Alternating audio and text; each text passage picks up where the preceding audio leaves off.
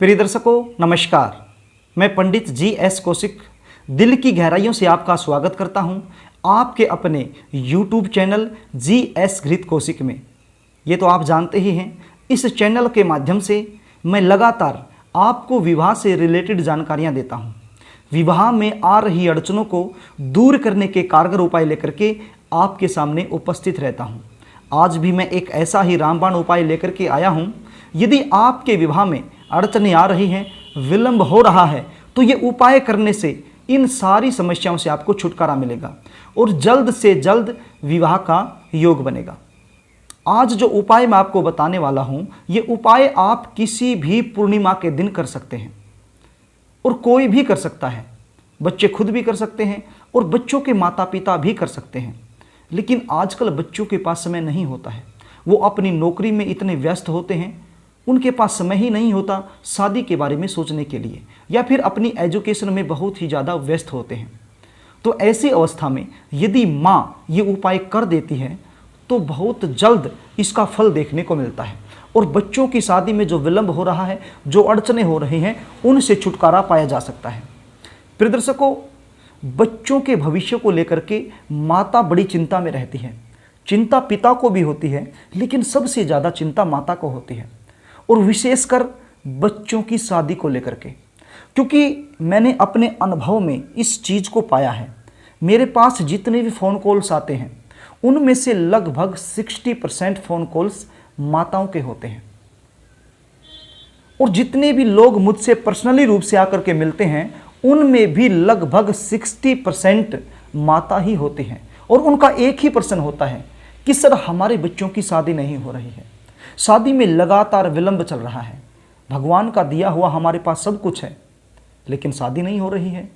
हमारे बच्चों की उम्र बीतती जा रही है, हमारे बच्चों की उम्र 25 साल की हो गई है, 30 साल की हो गई है, 35 साल की हो गई है।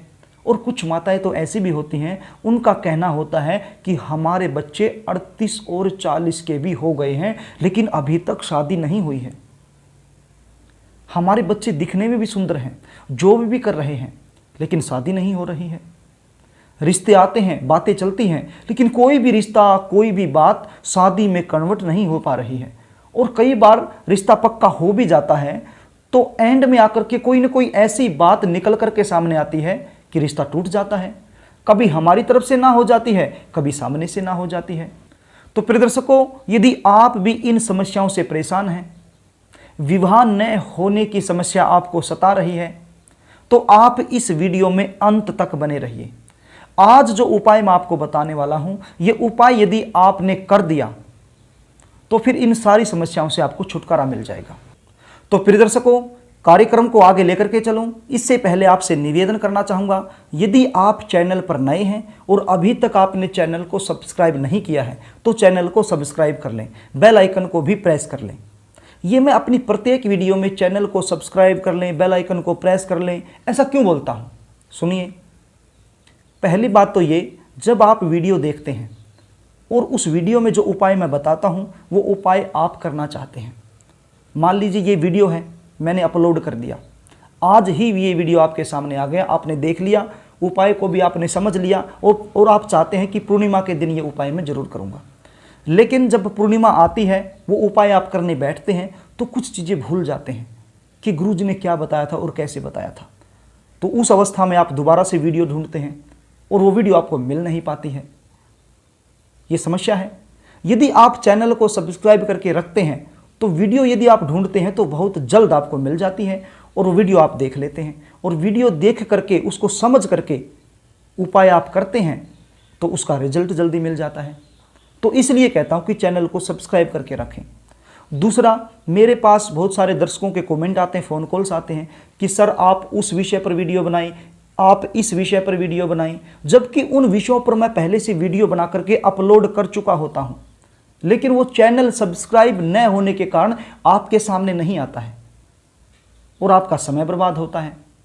तो इसलिए कहता हूं, यदि आप चैनल को सब्सक्राइब करके और बेल आइकन को प्रेस करके रखेंगे तो जितने भी उपाय मैं बताऊंगा वो सारे उपाय आपके सामने आ जाएंगे और उसको आप आसानी से देख पाएंगे। तो प्रिय दर्शकों, अभी तक नहीं किया है तो सब्सक्राइब कर लें और वीडियो को भी लाइक कर दें।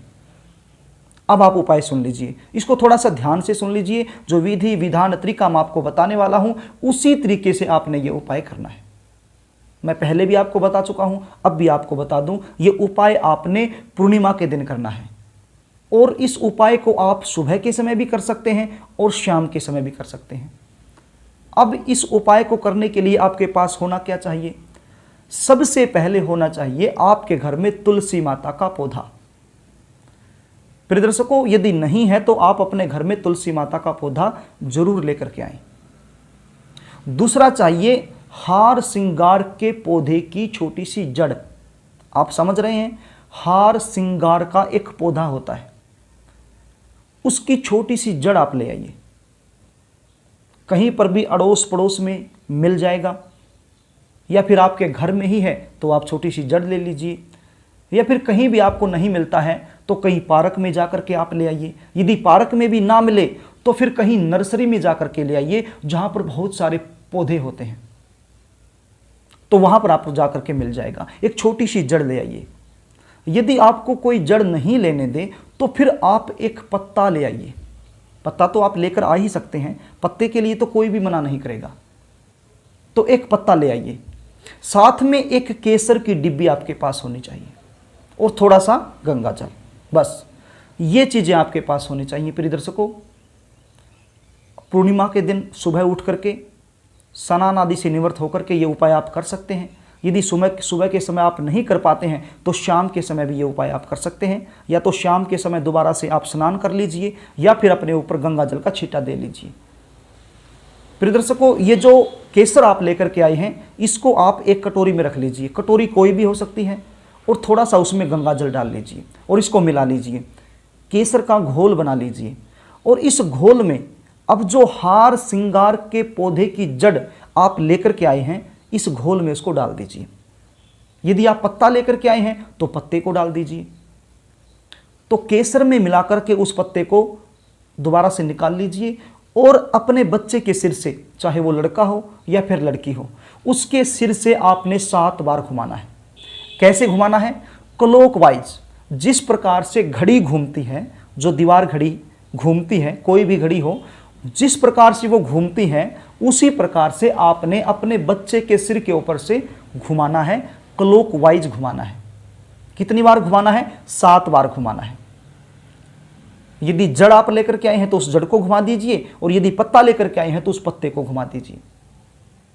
अब समस्या एक और, यदि जिस लड़के और लड़की की शादी नहीं हो रही है वो यदि घर पे नहीं है तो फिर क्या करें? क्योंकि बच्चे आजकल अक्सर बाहर रहते हैं घर से, कोई जॉब के सिलसिले में बाहर रहता है, कोई एजुकेशन ले रहा है। तो ऐसी अवस्था में माता क्या करे? ऐसी अवस्था में माता बच्चे के फोटो के ऊपर से भी घुमा सकती है। इसको ध्यान से सुन लीजिए आप। ऐसी अवस्था में माता बच्चों के फोटो के ऊपर से भी घुमा सकती है, और घुमा करके जो तुलसी माता का पौधा है, जो आपने गमले में लगाया है या फिर जमीन में लगाया है, तो उस तुलसी के पौधे के नीचे ही ये हार श्रृंगार की जड़ या फिर पत्ता आपने दबा देना है। थोड़ी सी मिट्टी खोदनी है, थोड़ी सी, ज़्यादा गहराई में नहीं दबाना है, थोड़ी सी मिट्टी, लगभग इतनी सी मिट्टी आप खोद लीजिए, इतनी गहराई में आप मिट्टी खोद करके उसको दबा दीजिए। और ये दबाते समय ध्यान रहें, बिल्कुल जो तुलसी माता का पौधा है उसके बिल्कुल बगल में नहीं दबाना है, थोड़ी सी दूरी पर, मतलब इतनी सी दूरी पर दबाना है कि जहां पर जो तुलसी माता का पौधा है उसकी छाया आ सके। बस ये गलती मत करना कि बिल्कुल जो तुलसी माता की जो जड़ है उस जड़ में ही दबाना है, नहीं, थोड़ा सा हटके, मतलब जहां आप दबा रहे हैं वहां पर जो तुलसी माता का पौधा है उसकी छाया आनी चाहिए। बस इतनी सी दूरी में आप उसको दबा दीजिए और दोबारा से मिट्टी उस पर डाल दीजिए। प्रिय दर्शकों, यदि आप हर रोज दीपक लगाते हैं तो वो लगाते रहिए। जो भी आप हर रोज क्रिया करते हैं, पूजा करते हैं, वो ऐसे ही कीजिए। लेकिन ये जो क्रिया, ये प्रयोग मैंने बताया है, ये पूर्णिमा के दिन आप कर दीजिए। इसको सुबह के समय भी कर सकते हैं और शाम के समय भी कर सकते हैं। तो प्रिय दर्शकों, ये प्रयोग करने के बाद हाथ जोड़ करके श्रीमन नारायण से, सत्यनारायण भगवान से, विष्णु भगवान से, तुलसी माता से, जिस भी देवी देवता में आप विश्वास रखते हैं उनका ध्यान करके हाथ जोड़ के दिल से, मन से, हृदय से प्रार्थना करनी है कि हे परमपिता परमेश्वर, मेरे बच्चों की शादी में जो भी विलंब आ रहा है वो दूर हो जाए। बहुत सारे कोशिश मैं कर चुकी हूँ, मैं हार चुकी हूँ, मैं थक चुकी हूँ, अब आपका ही सहारा है। ये उपाय मैंने बड़े ही विश्वास और श्रद्धा से किया है, इसका लाभ मुझे जरूर देना। तो परमात्मा आपकी जरूर सुनेगा। बस प्रिय दर्शकों, इतना सा उपाय है, यही आपने करना है और पूर्णिमा के दिन ही ये उपाय करना है। और किसी भी पूर्णिमा के दिन आप कर सकते हैं, बच्चे खुद भी कर सकते हैं और माता भी कर सकती है। तो प्रिय दर्शकों, बड़ा ही आसान उपाय है और बड़े ही आसान तरीके से मैंने आपको समझाने की कोशिश की है और आशा भी करता हूं कि आपको समझ में आ गया होगा। फिर भी कोई चीज़, कोई बात यदि समझ में ना आए तो कमेंट बॉक्स के सारे आप मुझसे पूछ सकते हैं, मैं रिप्लाई देने की पूरी कोशिश करूंगा। यदि आप अपने बच्चों की जन्म कुंडली का विश्लेषण मुझसे करवाना चाहते हैं तो स्क्रीन पर दिए गए व्हाट्सएप नंबर पर आप अपने बच्चे की जन्म डिटेल मेरे पास भेज सकते हैं। Date of birth, birth time, birth place, ये तीनों चीज़ें मेरे पास भेज सकते हैं और जन्म कुंडली का सटीक विश्लेषण मुझसे करवा सकते हैं। तो प्रिय दर्शकों, यदि आपको कार्यक्रम अच्छा लगे तो वीडियो को लाइक करना, शेयर करना एवं कमेंट करना। आज के लिए बस इतना ही, कल फिर मिलेंगे, तब तक के लिए नमस्कार।